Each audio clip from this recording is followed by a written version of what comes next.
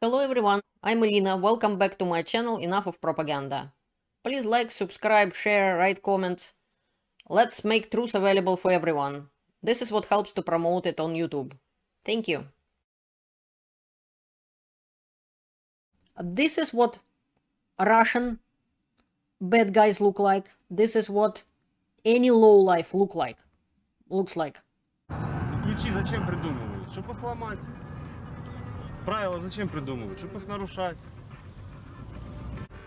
А Сталин, по сути, он много очень хороших вещей сделал. Очень. In my video, I will use a little bit of the video made by Ukraine. It said 8 years. That's the name. 8 years. What Russian propaganda doesn't tell. Basically, it just conveniently put together in one place. I confirmed it independently in many other sources, which I've seen for years. I'm researching this a long time.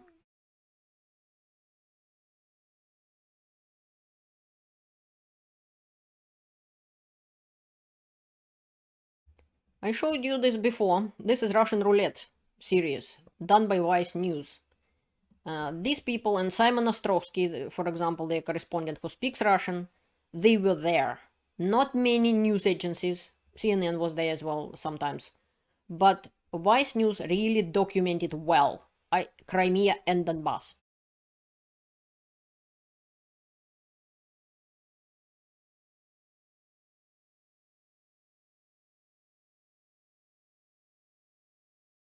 Russian troops played a significant role in the occupation of Crimea, and Girkin Strelkov himself personally. It was around 73,000 Russian troops, regular army troops, taking part in Russian occupation of Crimea. Igor Girkin Strelkov, a Russian citizen, FSB officer, and you can see it in my video what happened to Crimea in 2014, part 1. More like his speech about it, he said and confirmed that he had been in Crimea since February 21st, 2014.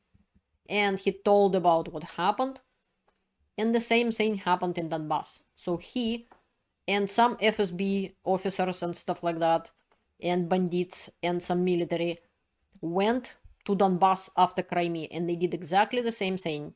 They were instigating it, and some protests was happening by itself, but they were basically involved in the violent part. They taught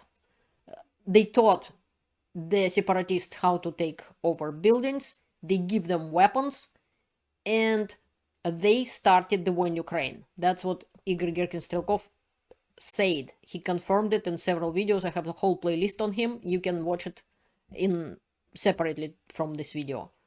And he played a key role in the Russian attack on Ukraine and started the war in Ukraine in 2014, encompassing Crimea and Donbass.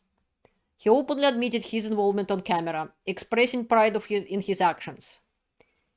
Extensive investigations conducted by the Bellingcat investigation team and the Insider confirmed they both, Igor Girkin Strelkov and Igor Platnitsky, who led the self-proclaimed Lugansk People Republic, LPR, they were sent to Ukraine by FSB, Russia. Why? Because they were traveling at the time with fake passports issued by the FSB. The invasion of Crimea and the two territories in Donbass, Ukraine by Russia in 2014 was an act of aggression and gross violation of international law, marking the beginning of the war in Ukraine. I want to underline that Igor Girkin Strelkov made the following statements. First, Strelkov and his troops, all Russian citizens, forcibly compelled Crimean deputies, members of parliament, to vote for a referendum on succession from Ukraine, under the threat of guns.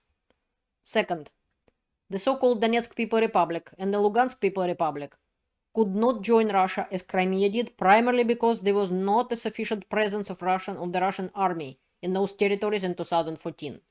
According to Girkin Strelkov, Crimea became part of Russia only due to the presence of the Russian army there, which constituted an invasion of Ukraine. Third, this is a direct quote, but I still pulled the trigger of the war. If our detachment has not crossed the border, in the end, everything would have ended as in Kharkov as in Odessa. So according to Girkin Strelkov, Crimea became Russian only because of the presence of Russian army there, the invasion of Ukraine by Russia.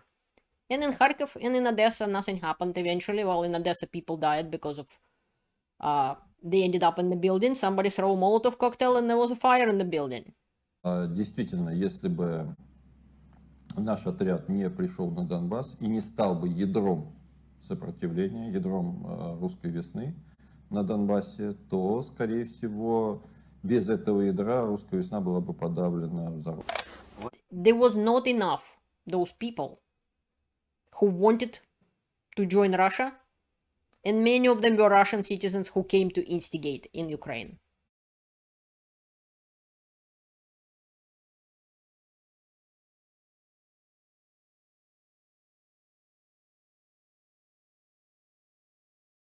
This is Slavyansk, Ukraine, in April 2014, when Simon Ostrovsky, talking to a mayor of Slavyansk, so-called mayor, self-appointed basically, and so on. So you're welcome to watch it, the videos, and see who were those people, what did they do, how did they look like. Pieces of this video I showed you in the film about Bucha and Slavyansk, and this is what I was just talking about. July 24th, 2014. That's when the bodies were found in Slavyansk, and you're welcome to watch this video. And in the same video, there is information and facts about Girkin Strelkov, where they were found the orders of execution of people signed by Strelkov and how it was found, and all about this you could see in this video as well. Look at that drunk lowlife. Донецкой Народной Республики цели сейчас одни. Во-первых, это улучшение жизни. He hardly can put words together, and he's not even hiding that he was drunk before. He just sobering up, as he will say later.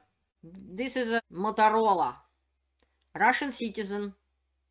He is dead now, but he is shooting in this video on both sides and at his own people. And that's the way how he was waking people up. Утренняя зорька. This is dawn.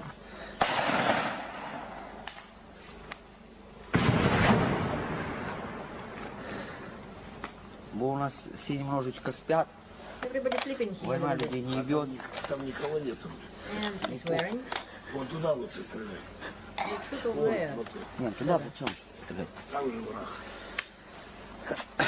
Said, why do you shoot me? Долбоебы-то спят у нас здесь. Your Понимаешь? own people.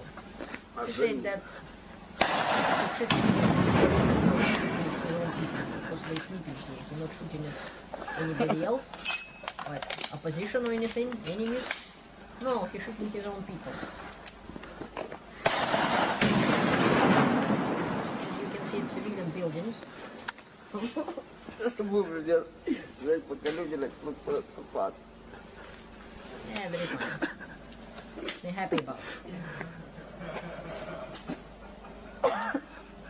Все, просыпаемся, ребята. Wake up, А? guys. Дрочить мы долго будем, блядь. Another swearing. Оператив позитив. Motorola was killed, and several other, and Givi, and several other of leaders of so-called separatists. And this is Donetsk, Donbass. And this is Pavel Gubarev, which we saw in my previous video, not in this playlist, but just my previous video about shocking speech of Putin. That's the guy who now, nowadays, is saying that Ukrainians should be put in concentration camps and so on. So this is the guy. Only this is Donetsk, 2nd of March 2014. This is one of the leaders, Denis Pushilin, the MMM, the guy from the Ponzi scheme, which the leader of it was imprisoned after a while, after they took people's money and ran away. And he's the leader of that so-called republic.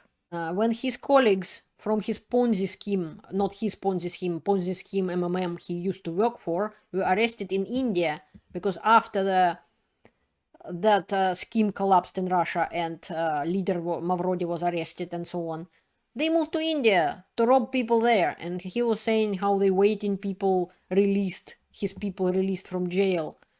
So he was a scammer and scumbag.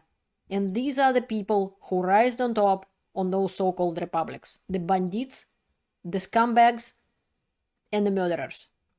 Another interview Ostrovsky had with the Alexander Zakharchenko. He was the leader of so-called Donetsk People Republic.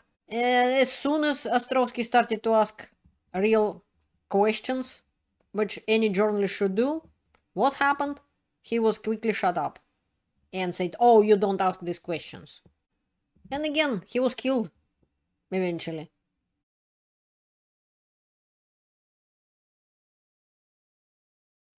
Mr. Ostrovsky, as I said, meet with several people of different sides. This is also on the side of separatist Cossack, chief of Cossacks, Nikolai Kazitsyn.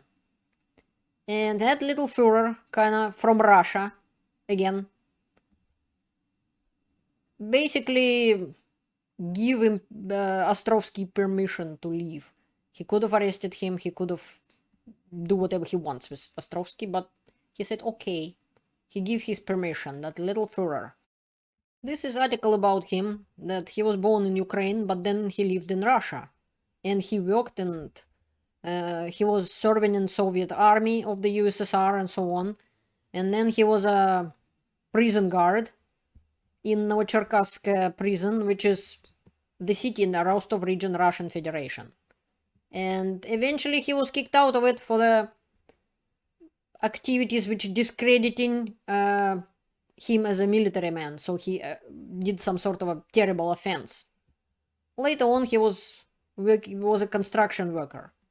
So Russian citizen again in Ukraine as some sort of a Cossack leader. As Ostrovsky reported, several different like field commanders, like little mafia bosses, was running around with their little mini armies, and he wasn't even sure that they respond to one place, to one commander or something like that. This is Mozgovoy, another one of those little Führers. This mini court he created, they had to judge, so people have to play a court and decided the fate of some criminals. This is the People's Court in Alchevsk, when he and his little bandits were the bosses at the time. So they're trying to kind of like Girkin Strelkov to create their own courts. Some woman apparently got raped, and that's what he's saying. Не надо говорить, вот она такая. Да у нас проехаться по городу по одному, по другому. Все кабаки забиты женским населением. Все ночные клубы. То есть у нас что? Женское население сплошная проституция или что? Насиловать их всех надо. Я ставлю вопрос на голосование. Кто за то, чтобы приговорить к высшей мере наказания? Расстрел. Прошу голосовать. Если я завтра увижу в кафе, в кабаке хоть одну барышню, она будет арестована. So Mozgovoy is thinking that he can't control his troops, so women should sit at home and never show up in the bar or restaurant or anything. They're gonna be arrested. Mozgovoy was also killed, like many of those. As I said, Russia get rid of those field commanders which were useful at the time, but then they stopped being useful, and that's what Wagner was created for, to get rid of them. In 2015, Mozgovoy was killed. Alexei Mozgovoy was found guilty in shooting a family with a 10-year-old girl. And what happened to those leaders of republics? As I told you, this is the first chief of Lugansk People Republic, Tsepkalov. His own people strangled him. The second chief of the republic, Bolotov, mysteriously died at 46 years old. This is the third chief of Lugansk People Republic, Igor Plotnitsky, the same one I was talking to you about when I talked about Igor Girkin Strelkov. At the same time, they both travels by FSB issued fake passports. And during his reign, the most bloodiest thing were happening in the Republic. Then Plotnitsky himself get blown up, but he survived. But eventually, chief of Ministry of Internal Affairs of Lugansk, so-called Lugansk People Republic, Kornet, took his place as a leader of the Republic. Alexander Bednov, nicknamed Batman, Pavel Dromov, his nickname Batya. We actually seen him in some videos of Vice News.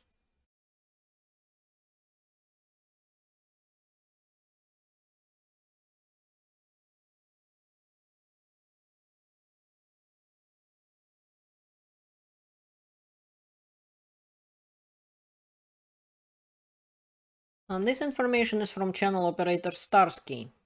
As you can see on the background, it said PMC Wagner.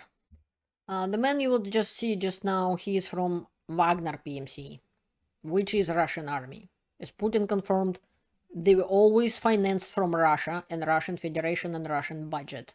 So Wagner wasn't PMC, and mercenaries forbidden by Russian law, but nevertheless, it was a Russian army. Там воевали не только ополченцы, так называемые, и русские добровольцы, соответственно, один из которых был я, но и Министерство обороны Российской Федерации. Вот. Мы хоть и говорили, что наших войск там нет, но все те успехи, которые ополчение Донбасса понесло в 2014-2015 году, это заслуга российской армии. End of 2014, October, and Vice News came back to show some more characters from that so-called Donetsk People Republics. And you're welcome to see the guy who is looking after the checking the checkpoints and stuff like that. So this is what Russian bad guys look like. This is what any lowlife looks like. Welcome to see.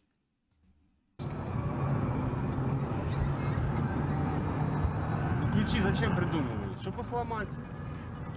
Правила зачем придумывают? Чтобы их нарушать.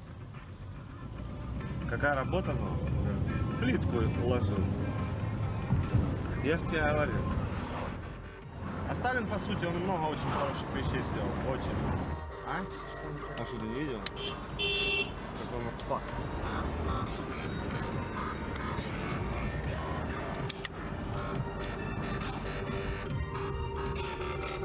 Ах ты ж сука. Обойма здесь. Обойма я выложил, да? So he was putting tiles on the wall in the past, but now he's a big shot, and he's driving on the streets like Russians driving on their Mercedes, and thinking that they can bully everybody on the road, and somebody happened to show him a finger. So he took out a gun, and if he would have had a magazine, he would have killed the guy, or threatened him, just to enforce his rules. This is how Donetsk, so-called Donetsk and Lugansk People Republics lived all these years. That's why they was living such a garbage to compare how lived Kharkiv, how lived Mariupol, and other cities of Ukraine. Because these lowlifes, mafia bosses, get in power in those places and run them how they want it.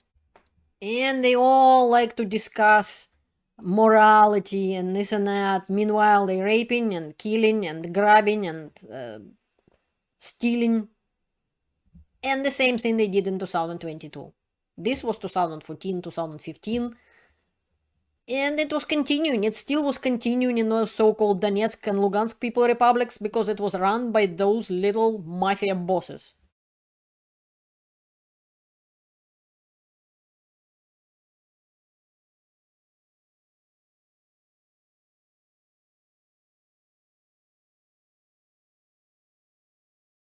In conclusion, the Russian aggression in Crimea and Donbass in 2014 was a crucial moment in recent history. It's not only changed the geopolitical landscape, but also brought enormous suffering to the people of Ukraine and many other people in the world.